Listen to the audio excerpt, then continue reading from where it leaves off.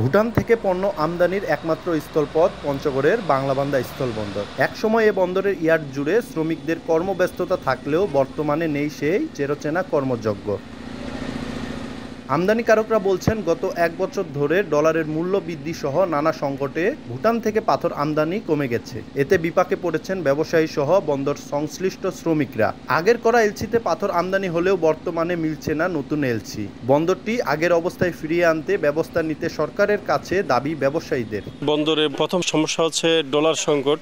ডলারের জন্য আমরা পর্যাপ্ত এলসি করতে পারতেছি না। গত বছরের তুলনায় এবছরের লক্ষ্যমাত্রা যা ছিল, গভর্নমেন্টের যে টার্গেট ছিল ট্যাক্স আদায়ের, তার কম হওয়ার মূল কারণ হয়ে দাঁড়াইছে যে বাংলাদেশের ডলার।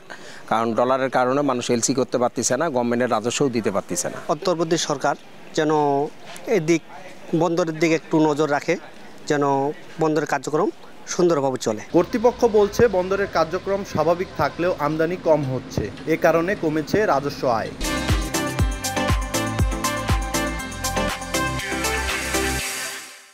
এমন একটা পর্যায়ে পড়ে গেছি আমরা, 1 জুন ক্লোজিং, দ্বিতীয়ত ডিসেম্বরে একটা 2023-এর যে নির্বাচন, সেটার একটা প্রভাব, তারপরে আবার এই হচ্ছে এই অন্তর্বর্তীকালীন সরকারের এই সময়টুকু, সব মিলিয়ে পুরো প্রভাবটা এসে পড়েছে আমাদের ব্যবসায়ীদের উপরে। কাস্টম কর্তৃপক্ষের তথ্য মতে 2023-24 অর্থ বছরে এ বন্দরের রাজস্ব আয়ের লক্ষ্যমাত্রা ছিল 92 কোটি 63 লাখ টাকা, আর আয় হয়েছে 73 কোটি 69 লাখ টাকা। সোহাগ হায়দার, সময় সংবাদ, পঞ্চগড়।